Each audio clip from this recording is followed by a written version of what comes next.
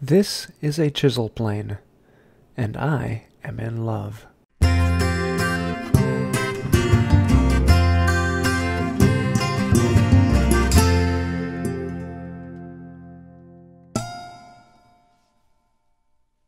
To build this chisel plane, I'm actually going to be using parts from a couple block planes that I purchased.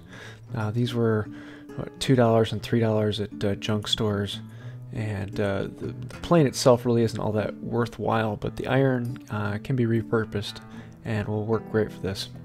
Also, I'm using one of my favorite sources of lumber, and that is white oak firewood. I can just use a hatchet, and basically I'm trying to get one decent flat side where the grain's running fairly straight with the cut I'm making, and this will then give me something I can work off of.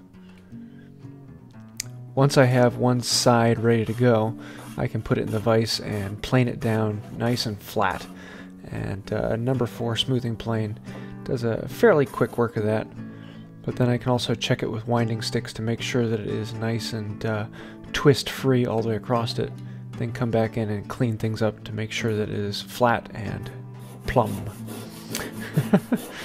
Now let's actually do some shaping. Now that I have one reference side, I can draw down lines so that I can cut either side of it, and I'm cutting it to the width of the iron, and then once I have either side of it cut down, I can come in with a cross cut and cut it to length. Now on the back of this, I actually want a small stop that comes up past the iron, and this will be what fits in the palm of my hand. So I can cut that, flip it over, and then start cutting the wedge. This is at 12 degrees, and that will be the bed angle that the iron sits on. So here you can kind of get an idea how I can break that out, and there is a small wedge at the back that will fit in my palm, and then the iron sits on the main bed. I round everything over great with a rasp and file and make it fit well in the palm of my hand. And then I wanted a small spot on either side for my fingers to fit, so I just used a chisel to round out slight spots where my middle finger and thumb reach. Also, I wanted the back of it where the iron fit to be rounded and match the iron, which is rounded on the back. So I just drew the line with the iron and then used a chisel to slowly work away at the end grain and to get the shape I'm looking for. Now I need to put in a threaded insert so that I can attach it down to the body. So I'm using the appropriate drill for the threaded insert that I have and making sure it's 90 degrees to the bed.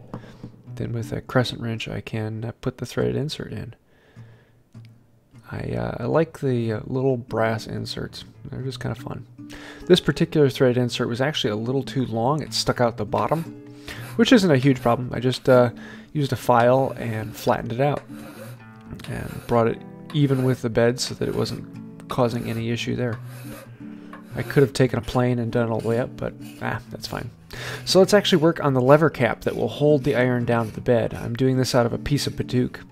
I'm cutting it to the same width as the iron, and I'm actually just going to do a cut in the middle and bottom of it so that I can chisel in from either end, basically creating a large valley in the bottom of it so it's only touching at the front and back. That way when the screw goes through, it'll be putting a good amount of pressure down on the iron. After using the chisel, I can come into the file and give it its nice shape, and I'm putting a round over on either end to match the round of the iron so that it kind of has a consistent look all the way around it. Now that I have it in place, I can hold it and put a pencil through the insert and actually mark out on the lever cap exactly where it needs to be and drill a hole through there. Now I like to do a little bit of carving on tools, and I have to make sure I kick my camera. But just using a V-gouge here on a simple spiral pattern that I just drew out by hand, and I kind of like the way it looks. This is actually a very easy way to get into carving. Very simple, very quick. If you want to see this V-tool, I'll put a link to that in the description below. Last thing to do is to sharpen the iron. I'm not going into detail on this, I've talked about it in other videos, but I'm just sharpening it just like any other plane iron. Putting a 25-degree bevel angle on it. To finish it, it's paste wax and boiled linseed oil and paste wax. I have a video out on how I actually do this. It is my favorite method for hand tools. The only thing with any carving and paste wax is sometimes you have to get a rag out and make sure you clean it out of the carved grooves. Otherwise it will dry in there and turn white. Now it's time to put it together and test it out. I really like how this little thing came together. The round on the back of the iron fits the round on the lever cap and then the handle.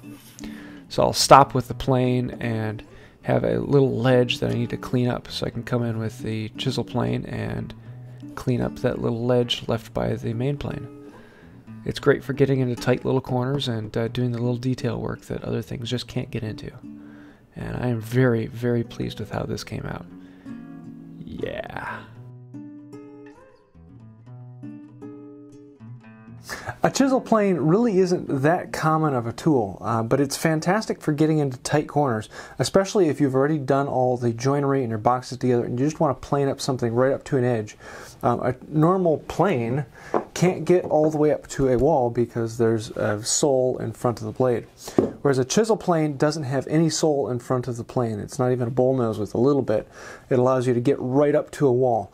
And it's great for actually cleaning that up. So a lot of times I'll do the majority of it with a traditional plane, and then that last inch or two where I can't get right up against a wall, I'll use a chisel plane to just clean that up and ease up the work. So it doesn't take long, big curls, and it's not for starting a cut at the end of a board.